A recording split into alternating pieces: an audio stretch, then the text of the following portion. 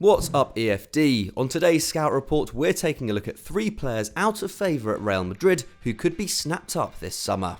Isco. When it was announced that Carlo Ancelotti would be returning to Real Madrid as manager at the start of June, one of the main talking points was Isco. The Spanish playmaker had fallen out of favour at the Bernabeu back in 2018-19 following a breakdown of relations with then manager Santiago Solari, who took issue with his relaxed attitude and training. And opportunities were also hard to come by after the return of Zinedine Zidane, the manager under whom he had arguably displayed his best form in a white jersey between 2016 and 2018.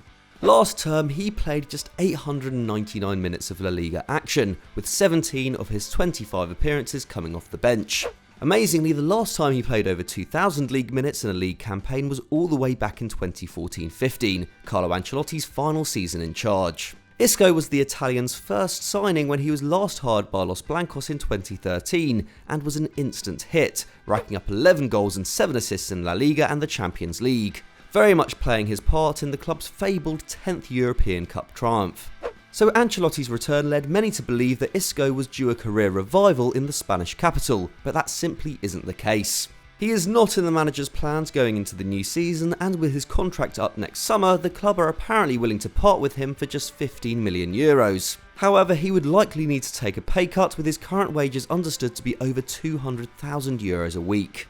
Everton, who could lose James Rodriguez this summer, have been linked, as have Milan, and while he has been far from his best for well over 2 years now, the Spaniard still has something to offer at 29.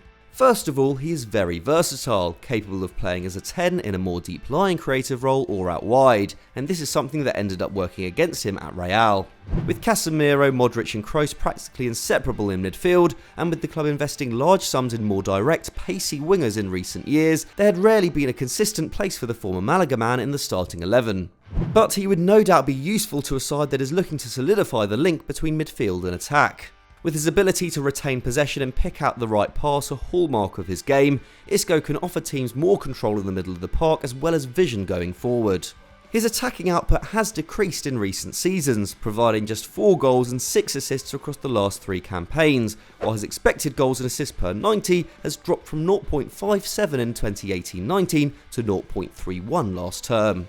However, lack of consistent game time and playing in a side which as a whole has seen its productivity in the final third fall since 2018 has also had a part to play in this. And the technical side of his game remains strong. He completes 90% of his passes, the kind of stat we sometimes see with players who don't like to play forwards. But Isco does. He makes 20.7 forward passes per 90, as well as 42.9 passes in the opposition half, more than Kevin De Bruyne and Paul Pogba in the Premier League.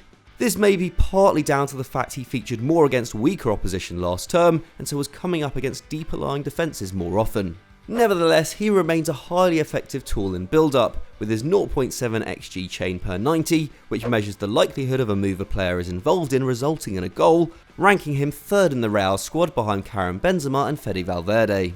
He also completes more dribbles than anyone else at the Bernabeu and makes an astounding 11 progressive carries per match, another squad high. Only Vinicius Jr. moves play into the final third with the ball at his feet more often than the Spaniard. He may be past his physical peak, but Isco possesses the kind of qualities that can see midfielders thrive well into their 30s, and under the right coach, we can see him getting back to at least near his best. Luka Jovic. Since signing from Eintracht Frankfurt for €63 million in 2019, Luka Jovic has hardly had a look in at Real Madrid.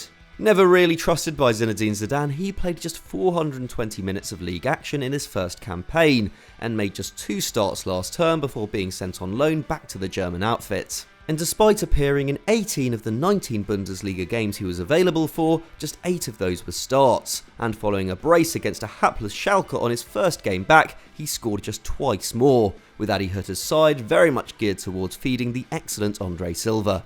And since returning to Madrid this summer, his future at the club remains ambiguous.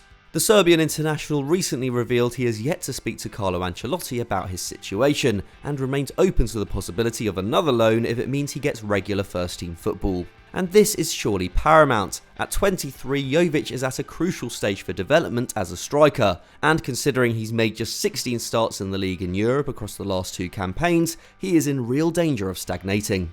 In 2018-19, the breakout campaign in which he scored 17 and assisted 5 in the Bundesliga, he took 3.9 shots per 90 and generated 0.62 non-penalty expected goals per 92, the 4th best showing in the German top flight among forwards who played over 1,000 minutes. But after returning to the Waldstadion, his shots dropped to 2.5 per 90, while his non-penalty XG fell even more dramatically to 0.28. He also created just 0.5 chances a match, down from 1 in 18-19. But this doesn't tell the whole story. Jovic returned to a settled Frankfurt side pushing for Champions League football last term, and while Hutter had got the very best out of him in Sebastian Haller 2 seasons earlier, he wasn't reliant on him for goals. Instead, his off-the-ball movement and willingness to drop deep and get involved in build-up helped serve the goal-scoring exploits of Silva, and it largely worked. In the 8 games they started as a front 2, Silva registered 5 goals and 3 assists, and the side beat rivals Dortmund and Wolfsburg while drawing with Leipzig. So while he may have lost confidence in front of goal, Jovic is still a very serviceable player, one who can also perform the second striker role to a high standard. And given Ancelotti's history of tactical flexibility, he may even decide that keeping him around is worth it. If not, Inter are probably the most high-profile club to be linked with his signature, and a loan move to an elite side that plays a 2-up-top system would be ideal for the young star. Alvaro Odriozola. Someone who has played even less football than Jovic over the last 2 years is Alvaro Odriozola. After signing from Real Sociedad for €30 million in 2018, he had a decent first season in the Spanish capital. Playing understudy to Dani Carvajal, the then 22-year-old performed well when called upon, clocking up 14 La Liga starts and completing the full 90 in all but 2 of them. His 1.4 key passes per 90 were beaten only by Modric, Kroos and Marcelo, while his 0.38 goal-creating actions per 90 was also very impressive. He was no slouch defensively either, making 2.9 tackles and interceptions per match.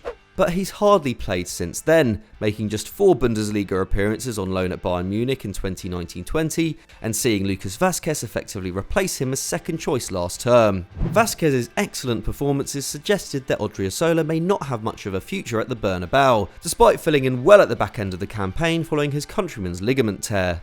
He scored twice in the league run-in, although his chance creation fell to 0.9 per 90 and his tackles and interceptions dropped to 2.3. His progressive carries also dropped from 8.5 in 18-19 to 5.3 in 2021, which, considering Real are averaging the same amount of possession as they were 2 years ago, at the very least suggests that he was seen as less of an attacking tool in Zidane's system.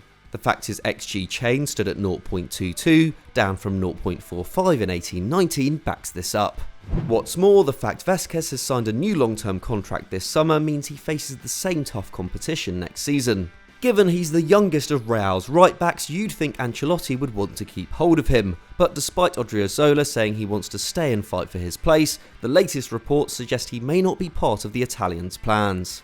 With links to Milan and Real looking to raise funds in this summer's transfer market, a move could be on the cards. And he would likely cost in the region of €15 million. Not bad for a player still in peak physical shape and who only a few years ago was considered among La Liga's very best right-backs. So those were our 3 Real Madrid rejects your club should sign, but which of these players represents the best business for you? Let us know in the comments below. And would you like to see us do a similar video on another club in the coming weeks? Also let us know. If you enjoyed this video, don't forget to leave us a like and of course subscribe to Euro Football Daily. Thanks for watching, we'll see you next time.